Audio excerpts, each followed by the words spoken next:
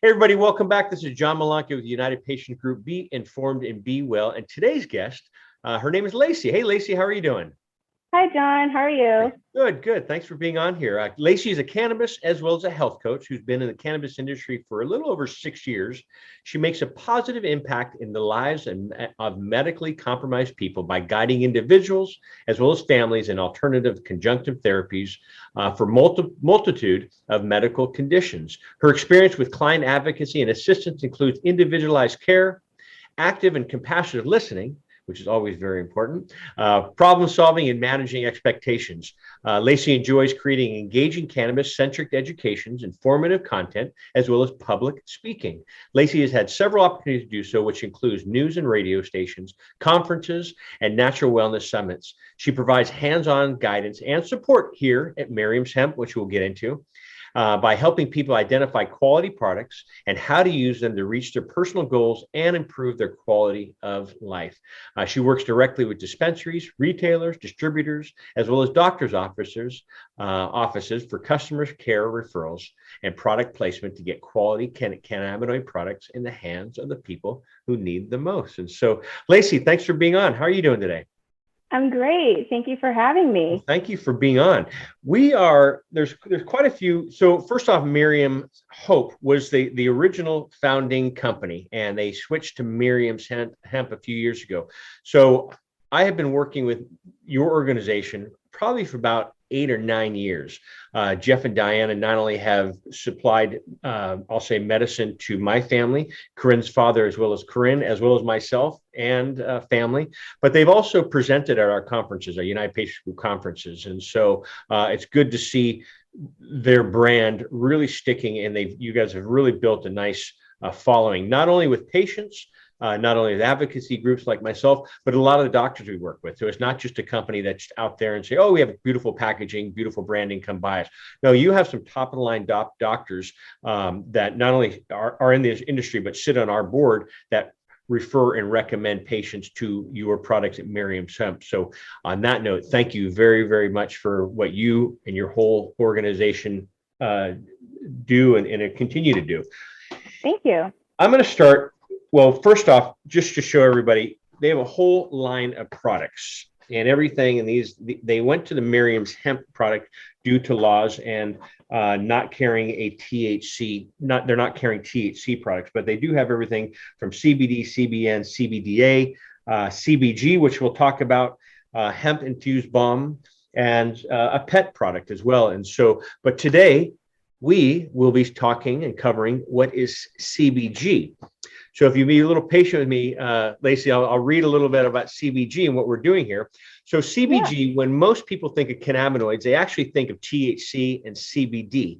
THC is known for giving the psychoactive effects that you would generally associate with cannabis, while CBD is known for its potential health benefits. However, cannabis and hemp plants are made up of many more cannabinoids, which have their own beneficial effects, and one of those is CBG. So what is CBG and what is the difference when it comes to CBG versus CBD, which we'll cover, and this topic comes up all the time. CBG is often found early during the plant's growth and later converted into different chemical structures. In fact, CBD, THC, and all the other cannabinoids start as a CBG before converting into the activated compounds.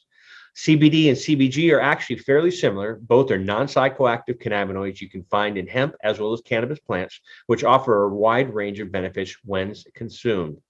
While CBD is more widely known, CBG has also a wide range of effects which can help people and their symptoms. Everything from everyday stress, and that's why I use it, to healthy sense and overall wellness, a healthy sleep cycle, which we'll get into, but it also has full spectrum effects. They're rich in cannabinoids, terpenes, and flavonoids, and each one of their products, the CBG products, which we'll talk about, is about 20 to 40 milligram CBG hemp extract per 1 milliliter. That's a great content. And again, all of their products are less than 0.3% of THC. And so for many, when finding CBD either did not work, or they didn't find the amounts that they're looking for, people have switched to CBG and seem to have these benefits, and so which we'll get into here with you, Lacey. So thank you for letting me do that intro about what CBG is and going from there. And And so let's go right into it. People always say there's about 113 to 160 cannabinoids. I'll meet them in the middle, about 140. And so each cannabinoid plays a role. And one cannabinoid out of the 140 that I like to say up there is CBG. And so can you share with our audience, what is CBG? Well, CBG has been dubbed as the mother of all cannabinoids. And as you mentioned, it is the precursor to a lot of the other cannabinoids that are made in the hemp and cannabis plant. And so over time, or through different varying degrees of either being aged or heated, it turns into different cannabinoids. And so CBG has been known to be a minor cannabinoid because it's made in such tiny quantities, usually less than 1% of the plant mass itself. That's why it's known as a rare or minor cannabinoid. And so we specialize in being able to receive those minor cannabinoids and making them into a concentrated product. That has a lot of different benefits. So yeah, it's a really fascinating cannabinoid in itself, especially in the small quantities that's found in the plant. You mentioned that it comes in different forms too, and I guess other ways to bring it into the body. And so, what are the forms that does it come into besides sublingual tinctures? So I've seen vape products. I've seen, of course, the tinctures. I've also seen in capsule form as well. I haven't seen like any patches or anything, not to say that it doesn't exist. Yeah. But the most common way that you'll find CBG is in a tincture form, which means it's been alcohol extracted. It's usually what a tincture means. So usually in an oil base, usually MCT or olive oil, in different concentrations. So you are able to have more of a concentrated product and able to dose it a lot easier in an oil form. And with that oil form, when you're administering sublingually, how does CBG affect you? I know I use it for stress, just because I'm constantly going on a daily basis. But some people use it for sleep. Some people, there's some studies showing with helps with glaucoma, and the list goes on. And this is the part that I always, people always ask me about cannabis and different cannabis products. Does it work for this? Does it work for that? And a lot of the presentations that I put, and I know you speak publicly as well, I will usually have a roll of duct tape on my screen, and people look at me like, hey, the wrong slide up there. And I always laugh and I say, it's funny, I receive so many questions about cannabis and the different cannabinoids, and does it work for this? Does it work for that? And I say, I don't want it to be like 1,000,001 uses of like duct tape, but when you really get down to it, it's pretty amazing. And so can you share some of the effects that CBG has been studied and proven to cause? Well, everything that we do here is based on research. So everything that I share is going to be based on research. And what research is suggesting is that CBD may help to reduce inflammation, address neurological disorders, promote restful sleep, stimulate bone growth, and antibacterial, anti-tumor properties, may help manage skin conditions, glaucoma, and mediate bladder dysfunction like IBS, for example. So it has a lot of potential benefits and a lot of overlapping benefits of other cannabinoids as well. Pointing out little snippets like that is really important, because perfect example, I have I'll use examples. My friend, he says, hey, John, my mom's using CBD. It's wonderful. And I know we're talking about CBG here, but when he said my mom's using CBD, and I go, what's the brand? He goes, I don't know. I went down to the dispensary. Hasn't been tested. I don't know. Do they grow it themselves, or are they white labeling? I don't know. And it's frustrating. And this is the part that why this educational piece, why we do these educational pieces with companies that we really feel stand out, because there's so many different options out there. Some are good and some are bad. I mean, even with the supplements that I put in my body that are non-cannabis supplements, I researched them before I put them in there, just because it has a beautiful label, and the company was like, oh yeah, I think I've heard of that company before. Please, for our listeners, research what you're putting not only inside your body, but on the outside of your body with different products. And so again, this is another reason why I wanted to get Lacey on the show and talk about the benefits, because it does come up. Nowadays, I think society, not only here in America, but overseas, they're starting to take care of their health, realize, Yeah. what, health is really important and other opportunities are coming up and other options. And cannabis is an option that has been around for a while, especially here in California, since, I should say, at the medical level, it's been legal since 1996. Cannabis has been around for 5,000 plus years, and the different cannabinoids are being introduced each and every day, and sharing that. So with these, I guess, can you share some of the benefits? What are the benefits of CBG? So CBG, it really depends on the person what is needed. So usually cannabinoids work on a whole body level. So whatever the person is using it for, CBG does help to regulate the body's endocannabinoid system, the enzymes, the CB1 and CB2 receptors, as well as everything else that's working in the body. And so regardless of what you're using CBG or any cannabinoid for, it's working to help regulate the body and bring the body back into homeostasis. So if you're using CBD, for example, for anxiety, it has a lot of potential benefits because it's working on the CB1 and CB2 receptors and serotonin receptors. And even using CBD does the same thing, but in a different way. CBD doesn't necessarily work on CB1 and CB2 receptors. It's mainly working on the 5 HT1 receptors. Actually, let me find 5 HT1A receptors, Okay. and the TRPV1 receptors. So that's how it differentiates, but the results can be the same. So really how it differentiates from other cannabinoids and how it works is just how it's binding with the receptors and how it works in the body. So I've heard that CBD works really well for sleep, and I've also heard that it works really well for energizing effects. So depending on the concentration, how much you take, and the time of day, you can have completely different results with the same product. So it really is an individualized therapy and an option for a lot of people. And I'm glad you point that out, because I always share that too. Cannabis, and with any cannabinoid, and even to all types of medicines, even supplements, it's not a one size fits all. What works for me may not work for you. You mentioned a great point, because CBD, I mean, there's so many little acronyms here, but CBD, people say, some people say when I take it, my anxiety goes up through the roof, and others say when I take it, I'm sedated and I'm ready for sleep.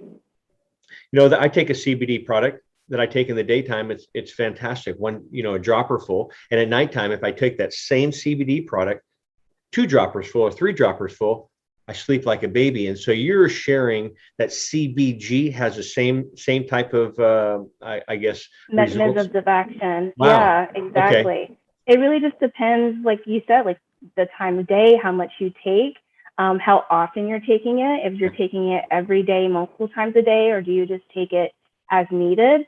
You can have different effects. But the goal is to bring your body back into homeostasis. So if you're still noticing room for improvement, then there's still room to increase your dose or even try a different product if necessary. Totally. But I usually tell people to try, at least 3 to 4 weeks at a starting dose, and then increase, every 3 to 4 weeks as needed. And then you just kind of see based on your results, do you need to increase? Do you need to decrease? Maybe you need to add CBDA or a different cannabinoid to your regimen.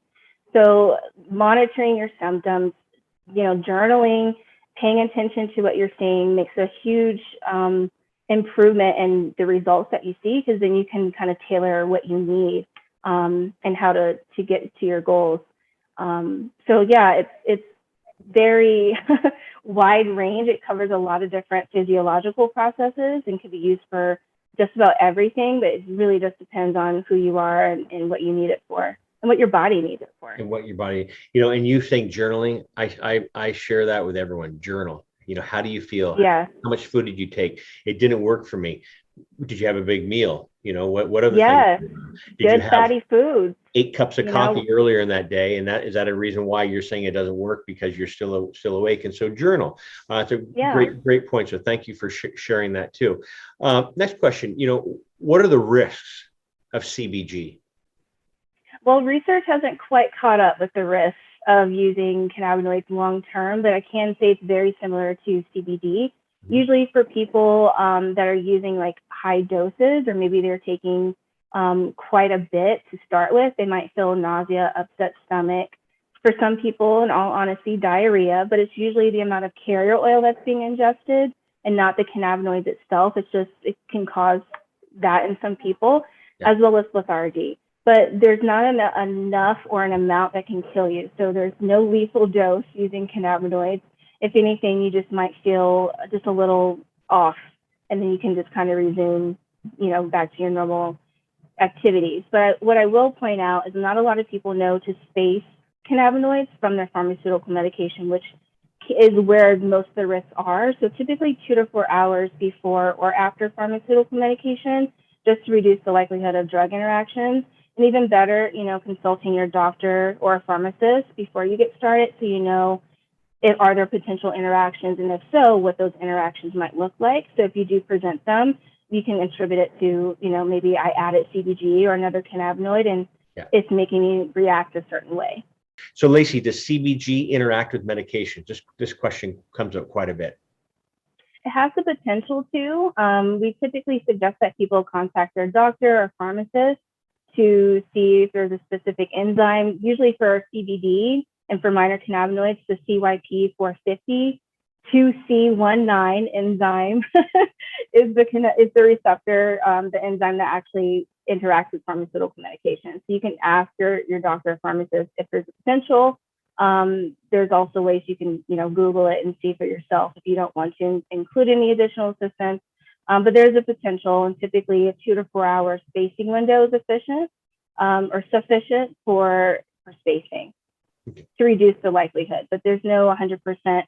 We can't guarantee that there's not going to be any kind of interaction at all.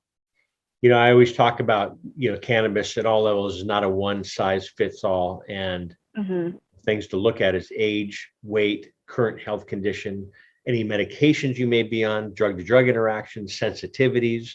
I mean, the list goes on, just like you would with any other product that you put in your body. So thank you for clarifying that too. This one comes up all the time as well.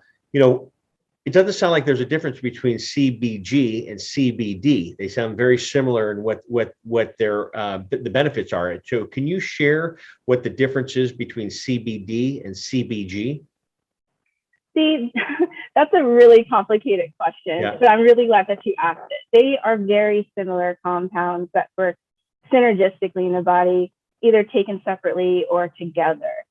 The main differences between them are the ways they interact with the endocannabinoid system, and how CBD doesn't interact necessarily with the receptors, CBG does. And so research is suggesting that it's actually a little bit more effective in stimulating the receptors, and people seem to get a response quicker. I can say that from a lot of the customers and support calls that I have with people, is that for anxiety, for example, they can take CBG and find relief within the same day or if in the same week. For some people, CBD needs to be built up in the body over time, called saturation, and which can take 3 to 4 weeks up to a couple of months, depending on how chronic their condition is. So we're seeing, and what research is suggesting, that CBD is just a little bit more bioavailable than CBD in the body, and getting the effects that you're looking for, you might be able to find that a little quicker using a CBG derivative or a concentrated CBG product. Not to say that CBD is not effective, you just might have to wait a little longer to see the results that you're looking for, just because how it's working in the body. So over time, that's how CBD works. And so it's not I take it once or I take it for a week and, I didn't see results or improvements. You might have to be taking CBD multiple times per day for a couple of weeks or a couple of months to see the results that you're looking for. So just kind of managing those expectations. CBD, on the other hand, might work a little faster. So if you're new to using cannabinoid therapy and you want to choose a product to start off with, maybe CBD might be the product for you for looking, for relief or something in a quicker amount of time. Great, thank you for that. And then the question always comes up as well is, how do I choose and how do I buy not only the cannabinoid products I put into my body, but different cannabinoids. I know you carry quite a bit from CBDA, CBD, CBG, CBN, and so can you share what makes you stand out, Miriam's Hemp stands out when it comes to putting a product to market for your customers and clients? Yeah, so we like to again point to research and what research is suggesting. We never tell people what to do. We want people to make their own educated decision. But most people using Miriam's hemp products are using it as some type of therapy or some type of regimen. So a lot of people are using it for some type of reason. Medically use. As a company, we can't make any claims, but we have seen a multitude of people using it for many different things across the board. And I would say that most people really don't know where to start. And so we like to say, start with something that is not as concentrated. So if you're a beginner and you want to try CBD, for example, maybe start with the daily 25, 750 milligrams. It gives you a pretty good idea, like, do I like the way this product tastes? Is this, am I finding results, at a smaller dose? Because a lot of people need high concentrations. There are people that do, but you might find results with 5 milligrams a day. I have met grown men, 200 pounds, that respond beautifully to 5 milligrams, and they don't need to increase or go to a higher concentration. Yeah. But if you have, a chronic condition or something like that, you might need something a little stronger. But you always want to start off with a beginner product, something that, you can kind of ease your way into. And if you need to continue increasing your doses, then the concentrations will continue to increase with you. So I would say most people start off with a CBD product because it's more familiar and it's been around a little bit longer. It's just more prevalent in conversation and dinner table talk. Yeah. Minor cannabinoids really come into play when people haven't seen improvements with CBD, or they're looking for additional support with sleep or with anxiety. Then they might add CBD, or they might add CBN. CBDA is actually a little bit more bioavailable. It's like actually 10 to 100 times more bioavailable than CBD. So people that haven't received the results that they're looking for with CBD might add CBDA, and that just might be all they need. So we have like a one-to-one product for those individuals.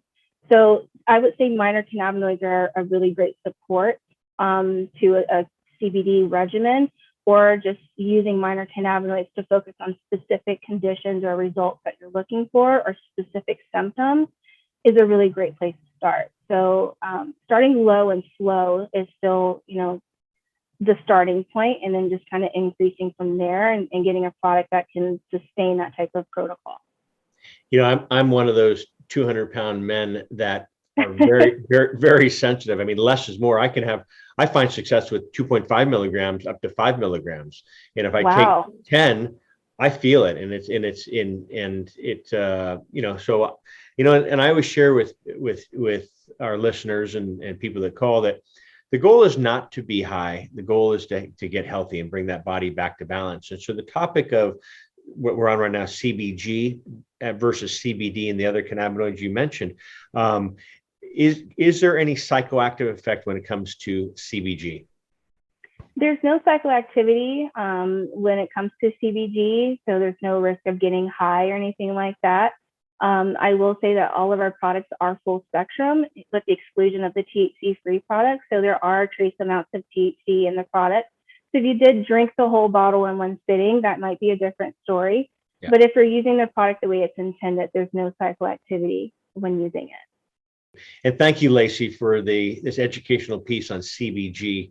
And for those of you that have not been to Miriam's Hemp website, please check them out at miriamshemp.com, or go to our page, United Patients Group, and they're offering a promo code there for all of our listeners as well. So, Lacey, thank you for being on. Thank you. Thank you for being on here.